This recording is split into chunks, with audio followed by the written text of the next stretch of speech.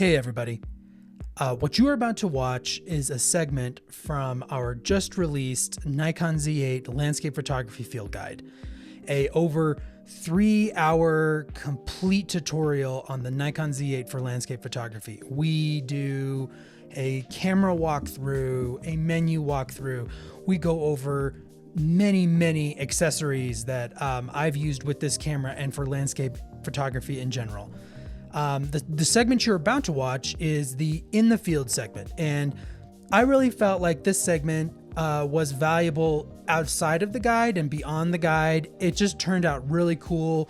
We went deep into the Sangre de Cristo Mountains and filmed. Filmed basically me doing a complete sunset shoot, a blue hour shoot, and then a sunrise shoot the next morning. And it turned out really well and it just was a lot of fun. And so I felt like it deserved to be in a video all on its own, which is what this is. And without further ado, let's jump into the field.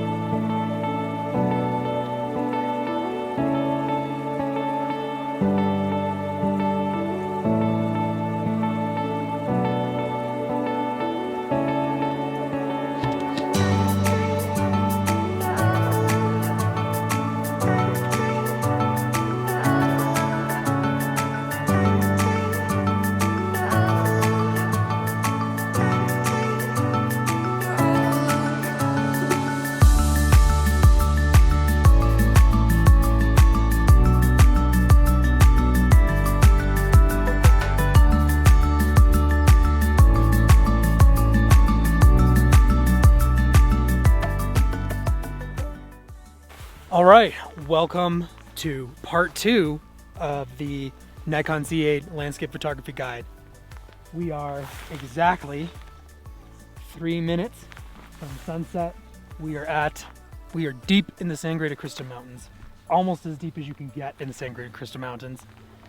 And this is the Crestone needle. So I'm set up with the Nikon Z8 and the 24 to 120. So we're going to be taking some shots. I can talk a little bit about how I have the camera set up right now. I'm on the L bracket, the Acrotech L bracket. I am at 1/8 of a second, and I'm actually going to turn on the exposure display as I talked about. And right now I am focusing right on the other side of the lake at f6.3, and that should be getting everything in focus. I'm actually a little tight right now. I'm going to open up a little wide. Now you can see on the back screen it looks like those clouds are clipped, so I'm going to bring down my exposure quite a bit. Now if you can zoom in a little bit closer on the back screen, so just so you can see on the histogram, I'm not clipping any of the lower ones, but I'm also bringing a lot of detail from up high. I don't know if you can really see that or not. I'm at 1/15 of a second. That is slow enough that what I'm gonna do, and this is a handy trick, we're just jumping right into the handy trick. So now I have my composition that I kind of like. So now I'm just going to touch the screen and it'll take the shot. So I do that until I get down to, like, I don't know, around half second or so, maybe even a little faster than that, and then I don't have to use the 2-second timer. And if you just touch the back screen, I have never had it fail on me. So I'm liking this composition just by itself. We're having a little bit of that. Let me look. So this is a very Kemper composition. So now I'm going into pano mode, which is that's just So I'm on here, I'm at 24 millimeter. And so what I do is I just touch the screen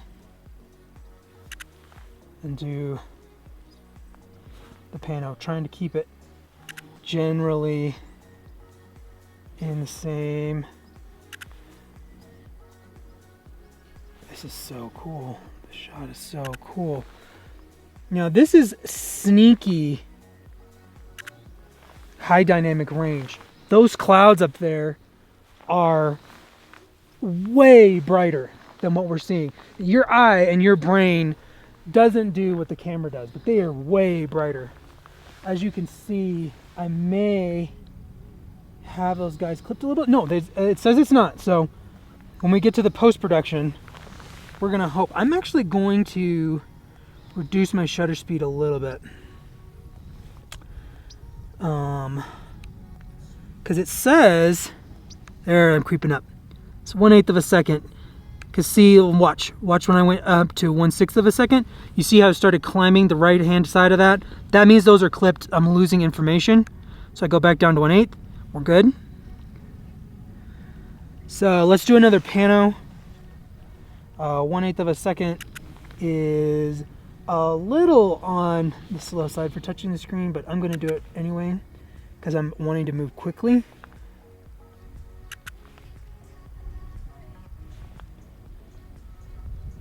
So let me talk to you a little bit about my composition. I tend to like compositions like this, where we're up higher than a lake and looking down. I like my mountain lakes. Sounds weird to say. I like my mountain lakes a little bit more as like foreground elements. It gets real tempting to get close to them and get ultra wide. And that's a great look, and I've definitely done it. It can be super cool, especially if you like do a slow shutter speed and have it go a long way out. Oh, look, the fish are just going crazy. But I do not. I like the crystal needle here in the shot and the clouds coming in, because this is just kind of a very extreme situation. I'm gonna check my exposure again. We're good. This is just kind of an extreme situation. I've been up here. This is probably the 9th time, maybe? Nah, maybe not quite that many times. Never done anything like this. So you will kind of see when we get into post-production what I mean, but I definitely want the lake there as a composition element, especially with it reflecting some of the light. I don't know if you can come in close on there, especially with it reflecting some of the light like that. I really think that's cool. Actually, this composition just by itself is really cool. I'm gonna snag one, and it's just, wow, this is really an interesting photographic situation. Like, I don't know that I've been like this, and like you can see, it's like popping off behind us with pink. There's not a composition that way, but it's like extremely cool.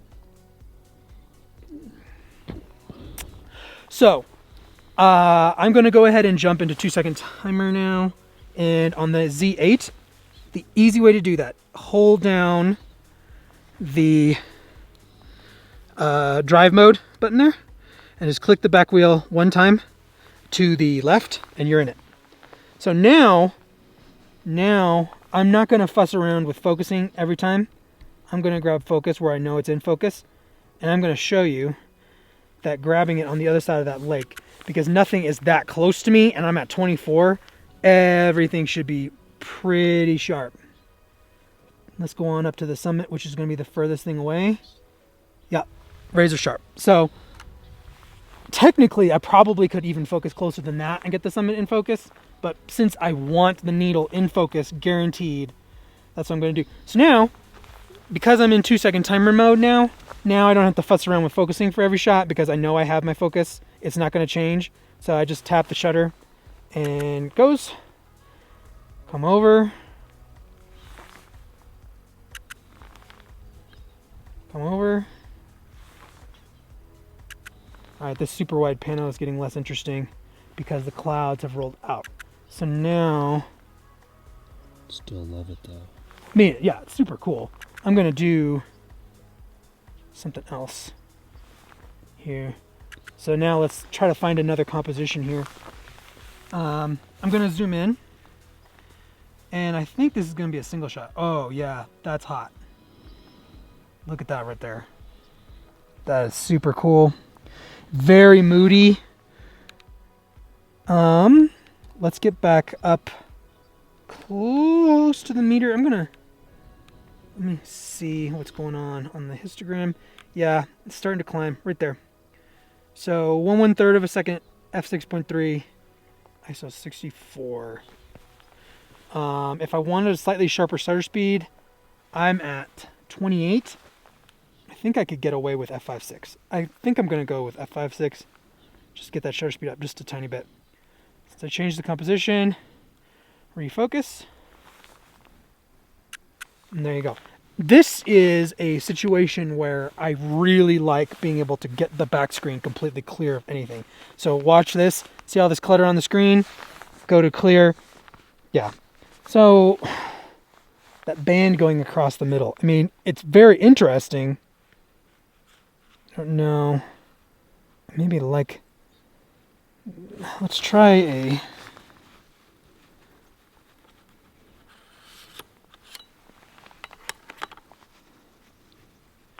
Yeah. So, this is some moody blue hour shooting. So, this is a big deal. I am not a fan of stopping shooting until there's no light. To me, this is actually an incredible image. I think that's going to be... I really like what the water's doing in the foreground. It's there, but it's not like it pulls you into the scene. I feel like every element in this shot is really nice. I'm loving this. I'm just gonna grab several more. And I like the glow in the background. We might be able to work with that a little bit in post. I don't like changing skies too much. I like, to work with the sky I got and see what I can get. I feel like this shot is interesting enough all on its own. As a matter of fact, let's try something here. I'm just curious what it would look like monochrome. Take a look at that. So what I did there to preview it monochrome, remember we set F3 to be picture style. So I just did the scroll wheel over to monochrome, holding it down. So that's where we were. We were in auto. There's neutral. There's monochrome. I like doing, when I shoot shots that I want to try in black and white, I like previewing it, and that way I can get, oh,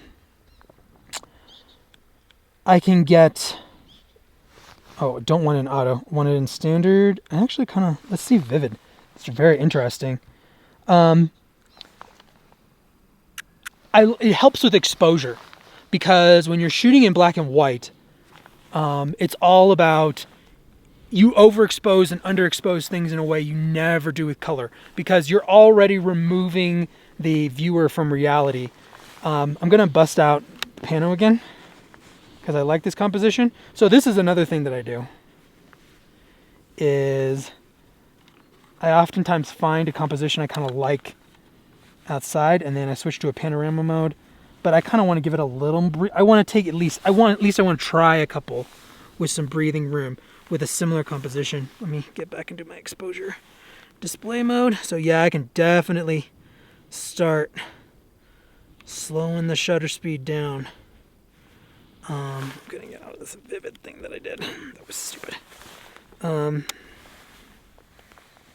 That's pretty good. Not over or underexposing anything. I kind of want to get it over to there. So let's start the pano right there.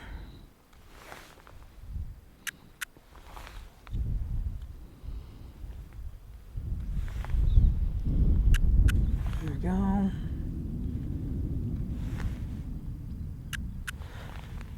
Clouds are just doing such interesting things. Now we're not going to get I don't think we're gonna get any more light. So now it's just gonna be, as far as composition goes, are the clouds gonna do something else? So let's just hang out for a couple minutes, and I'm gonna have some chicken and rice, and we'll see what the clouds do. Awesome.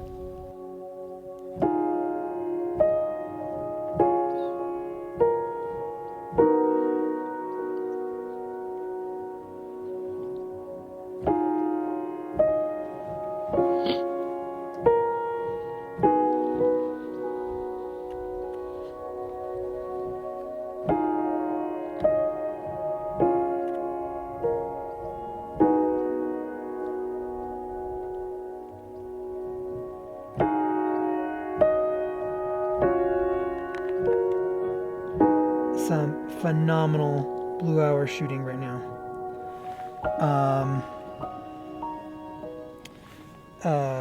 All right, I'm gonna zoom in.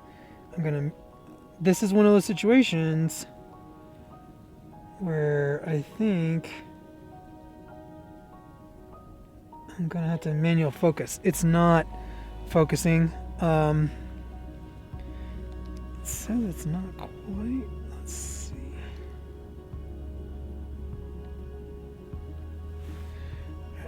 We'll go with it. Okay, so we have clouds rolling in front of us. At f8, I have a 60-second exposure. So let's see what cool things the clouds can do. So ISO 64, f8, 60-second exposure. Clouds, literally, I mean, we're sitting here watching them move, so it's gonna do cool stuff with like ghosting out. So it's just gonna be, can we get lucky with the composition? This is the kind of thing like that I was talking about in the first part, that like I can't plan this. I couldn't have planned this is what was going to happen, and then we come out here and shoot, and I get to share something, you know, really cool like this happening. We're actually literally watching the clouds rolling out right now. We've kind of got this one little guy left. We literally couldn't see it a couple minutes ago.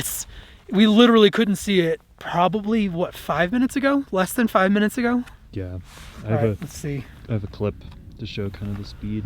So we are going to really go dive deeper into these images in post, in the third part.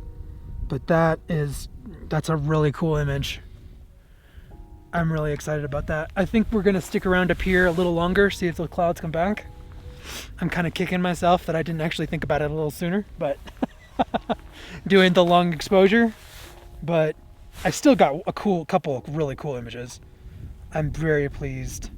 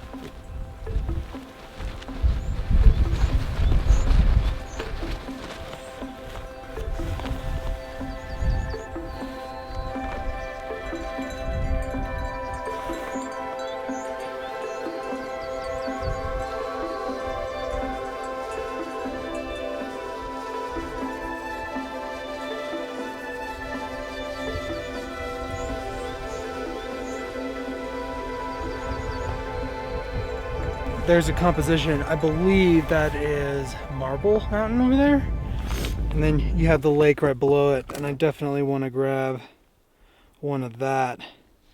So we're at 1/2 second, f8. I wouldn't have to be f8 because all of the components over there are far enough away that I could do f5.6. I could do f4 if this were handheld. So that's kind of something good to keep in mind. I have a tripod in this situation, but there's like lots of times that we are climbing 14ers and doing things like that where I don't bring a tripod. So, you know, it's good to kind of keep in mind what you could do. So in this case, I'm at f8 on a tripod, but because I don't have anything that close in the composition, f4 would probably be fine. It'd just be getting a little extra sharpness out of f5.6, which if we did stop down to f4, I'm getting a 1/6 of a second at ISO 64. So, yeah, a 1/6 of a second, an 1/8 of a second, which, here, let's see, actually. Let's just see how hand holdable an 1/8 of a second is on the Z8.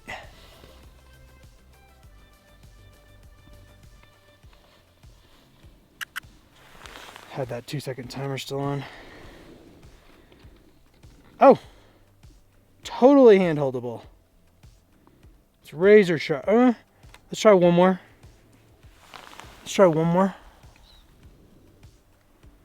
Let's go up to a 1/13 of a second. I don't think I'm sacrificing much going slightly below the meter like that.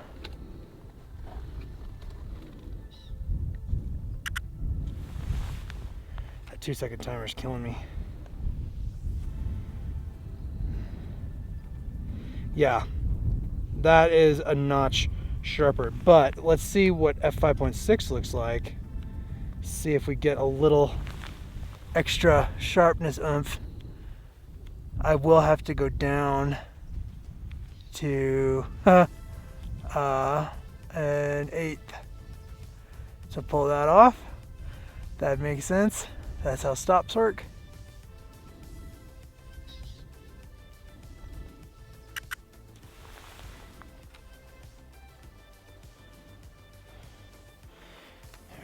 I'm just gonna turn off that stupid. It's not stupid 2-second timer, but that is sharp, and 5/6 is sharper than f4. I can even kind of see that just on the back screen. So, but since I have it available, we're gonna plop back down there, stop down to f8, which I do believe seems to me f6.3, f8. Kind of all seem pretty good on this camera, on this lens, excuse me, which is the 24-120. So over here, so that's a little side composition. Obviously, this here is my main composition. Part of the reason we came up high is that I'm kind of waiting for the orange glow. You can see it starting to start. I don't know if you can see down in the lake. There's the orange glow, alpine glow, is going to hit the crystal needle and hopefully turn this lake kind of orange looking. That has happened a couple times before. I feel like conditions are right for it to happen again today, but I guess we'll see. Yeah, I think it's going to, because you can kind of see it starting. So we've come up the trail just a little tiny bit. Where we were shooting last night is right down there. So I've got a composition sitting at about, what am I at? 35, almost on the button. So this is an extremely high dynamic range situation. Like, we have shadow being cast by Humboldt Peak up over behind us, and we have direct sunlight on the Crestone Needle. We have a little bit of glow on the lake. I like this composition quite a bit. This is one I feel like could look good in black and white. As a matter of fact, just like I was talking about last night, I do like switching over to monochrome, and I do like it. I do like it in black and white. So mornings like this, like we didn't have crazy light or crazy clouds or anything. It was a nice, slow, peaceful alpine sunrise, which experientially is what you want. Like those super gorgeous sunrise are normally somewhat miserable to actually experience. There's wind and it's cold or it's wet, and we had such an amazing evening last night. But I still really feel like going out and shooting is critical. I'm not in the camp of, like, some people are like, well, if you don't feel like it inspires you to edit, or I've heard several things like that. And like, it's not just the crazy photographs that are beautiful. I find that when things are more like this, I actually get much more creative with my compositions. So that's something I can start shooting in black and white and start messing around with contrast and elements like that. So I think that's an important thing to keep in mind, is that still enjoy the experience with your camera, and just get a little more creative. Like, I'm in black and white right now, and this is actually a extremely interesting shot that I'm taking. The Crestone needle with the lake kind of looking silver in the foreground, and kind of honed in a little bit on a composition. I can talk about the composition real quick.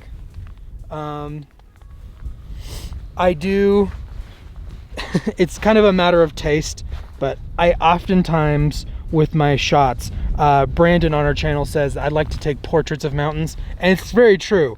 That is kind of how I compose. The summit of the needle is right in the center, going right up the center. Here, I'll get on the grid. You can see it's right up in the center of that grid.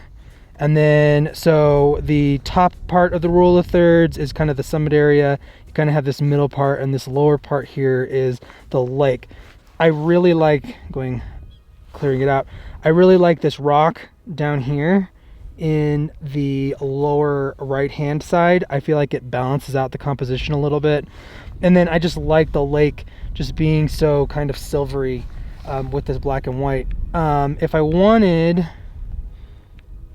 I kind of like it on the meter to slightly overexpose, which I don't think is, yeah, I actually have a little more leeway to up my exposure a little bit. I could go as bright, I like that. Let's try that. So yeah, this is what is one of my signature mountain portrait shots. A little wider. I can show you what that looks like. I mean, it's not bad. It's just, you know, it's a little more, it's not as tight and as kind of like a mountain portrait, which is kind of a great, if you're shooting mountains, like, it's not the only type of landscape photography, but if you are shooting mountains, that's a great go-to as a starting off point. Is like, okay, what's your subject matter? I want to shoot that mountain. Okay, compose it kind of like a mountain portrait, or like, and that doesn't always mean you have to put the summit in the center. So if I go off center, like, and I know that this would make my dad happy, is a shot more like this. He's a very much, he likes the subject off center, and you know, it's a pretty cool composition.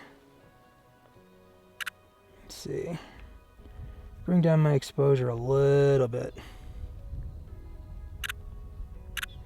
and then the other way I really actually don't think will work, but let's try it just for, yeah, the other way. I mean, it's actually, there's some interesting things about it. It's a little more mysterious, doing it off center like that. Black and white, shooting in black and white, and having the camera in black and white mode, so knowing how to switch to it pretty quickly, is helpful a lot of times for composition, because color, it removes one of the things that you're having to think about and worry about out of the equation. Now, all of these files on the Z8 because I'm shooting in RAW. They're not in black and white back on my computer. I'm going to import them, and I'm going to have to convert them into black and white in Capture One. So it's not like I'm locked into having these black and white, but it is helpful right now when, you know, there's not an obvious thing happening that I'm wanting to capture as far as like the conditions. It's helpful to hone in on a composition I like, to go ahead and take out something out of the equation like color. You know, so now I'm dealing with contrast and composition and kind of what makes those two things interesting.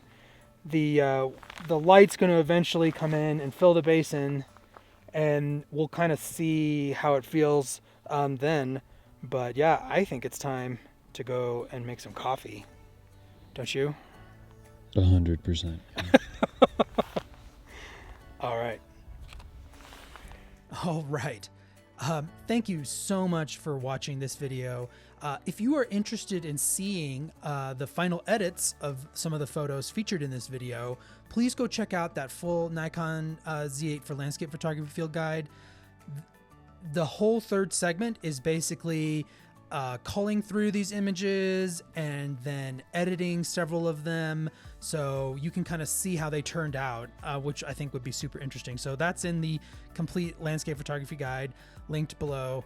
And if you enjoyed this video and you would like to see more great content that we have coming out on the Nikon Z8 and beyond, please like and subscribe. And with that, we'll see you on the next adventure.